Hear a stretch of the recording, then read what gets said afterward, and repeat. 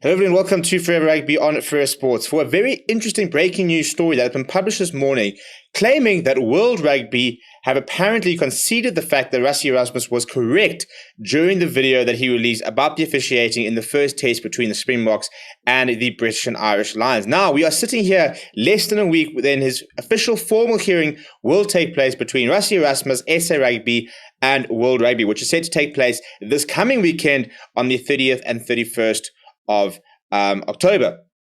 Now, sort of with the build-up and all the sort of surrounding thing, it's finally sort of going to happen, this hearing and stuff like that. And the best part about this is in about a week's time, we can put the entire incident to bed and we can stop worrying about exactly what's going on, whether World Rugby will punish RASSIE ERASMUS, what will happen. We can kind of just sort of move on, which I think is probably the biggest thing that we need to do. Now, there's quite a few layers to try and sort of get through and to try and dissect regarding both this report as well as, the entire incident at large. Before we do, please do smash like on the video and subscribe to the channel as well. Now, at the moment, we knew that RASSIE ERASMUS' hearing was going to take place next weekend. And we also knew that currently the defense is that they are denying that the video was leaked by themselves. Now, the video was supposedly, according to RASSIE ERASMUS and his coaching staff, the video was only sent to Nick Berry, the referee, SA Rugby CEO Joey Roux, the coaching staff, the players, World Rugby referee bosses Joel Judge and Joe Smith. Apparently, that was the only people that the video was sent to. So there have been a couple of rumors about where the video was leaked from, but RASSIE ERASMUS and as lawyer Frikkie Erasmus insists that they did not leak the video.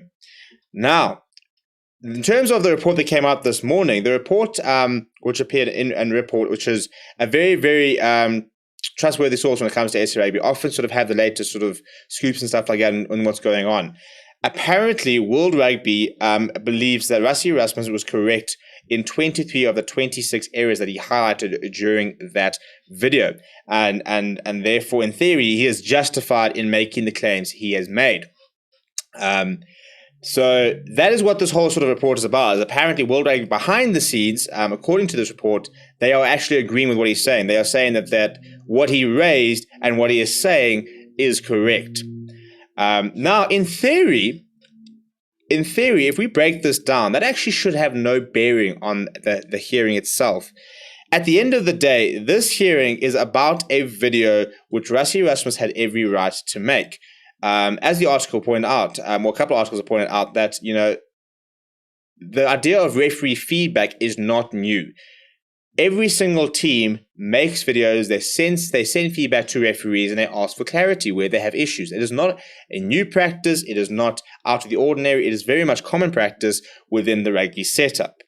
But these videos are supposed to be for the team and for the referees themselves, or World Rugby, to try and sort of give feedback. It's a feedback mechanism.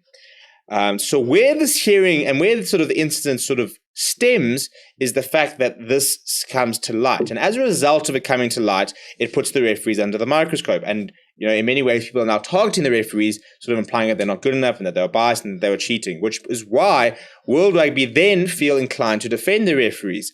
Now, once again, what is being said in the video is, in fact, not even the topic of discussion. It is the leaking of the video itself, and that's the entire defense, the entire hearing. It's got nothing to do with the video, because the way that it's done, that doesn't matter. You are allowed to send feedback. That's not the issue. The issue is then making this feedback public and therefore publicly scrutinizing refereeing, putting pressure on decision and making this, very much sort of targeting referees in the public sphere. And that's where the issue sort of arises. So, this weekend comes down to World Rugby having to prove that RASSIE ERASMUS was in fact, or any member of SA Rugby, the coach staff, were in fact responsible for the leak itself.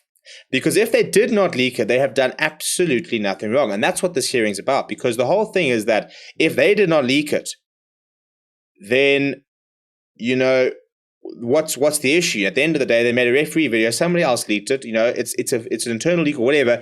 That's where the issue is. The video itself has got nothing to do with the hearing, because it's a standard video that you made, but it all comes down to whether it was intentionally leaked by SA Rugby in an attempt to try and either influence referees, to try and expose World Rugby, to highlight injustices that they feel have been done. And if that is the case, and look, at the end of the day, whilst he's perfectly within his rights to make the video, and as we're saying, even World Rugby are admitting that what he is raising is correct, you don't want to be in a situation where a coach can just release videos every single week pointing out referee errors. It's a bit like the videos that are currently going around at the moment, where every single time there's a URC match, there's a video released afterwards talking about referee's decision. I don't like it, to be perfectly honest. I think being a referee is one of the hardest jobs in the world. I think, do they need to be held to a higher standard? Of course they do. Do they need to be reviewed? Of course they do. Do they need to have, panels and stuff like that where they can discuss how to improve? 100%. But referees will always make mistakes. Now, we don't sit there crucifying a player for every single high tackle, every single penalty, every single infringement, every single time obviously we do to a certain degree, but everyone makes mistakes in their profession. It's part of the game.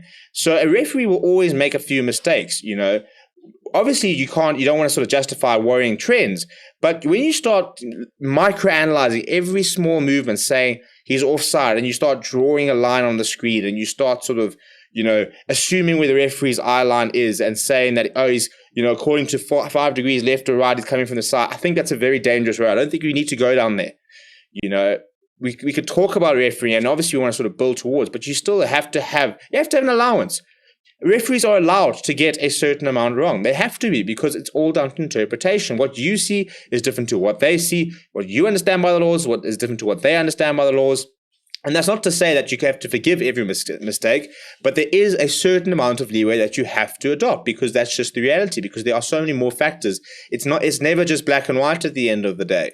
A lot of calls, are made the heat of the moment by base what you see and stuff like that, and they will make mistakes. They will get things wrong. That's fine. The issue sort of comes with trends. But in terms of this, in theory, this should actually have no bearing on the trial itself, because the trial itself is not sitting there saying what the claims you made were wrong. It doesn't matter if they're right. It doesn't matter if they're wrong. The hearing is about the video leaking and whether it was leaked itself. So World Rugby need to arrive this weekend and be able to prove that they intentionally leaked the video to the public in order to try and gain a response, to gain a reaction, to put pressure on World Rugby, whatever the reasoning may be. They have to prove that that was the intention, because if they can't even prove, if they sit there and they say, well, chaps, we didn't leak it, you can't even punish them. You can't go anything after them, because at the end of the day, they just proceed, they followed a normal protocol in submitting what is very usual feedback, and it then got leaked. You can't crucify someone because he releases an email or because he sends an email to someone which people might not like and suddenly gets leaked. At the end of the day, that's where the issue lies. But let me know what you think is going to happen next weekend down in the comments below. Smash like on the video as well. It's an interesting, obviously, to see that World Rugby, if they do agree with this, the report is right, that obviously that then stems back to refereeing reviewing and sort of sitting there saying, we need to look at this. But at the end of the day, I personally don't think it should have any bearing on the hearing this weekend, because it doesn't really matter whether he's right or wrong in the claims he makes. It's all about the manner in which the video came out. But let me know what you think down in the comments below. Smash like on the video and subscribe to the channel as well. My name is Steven. Thank you very much for watching, and I'll chat to you soon.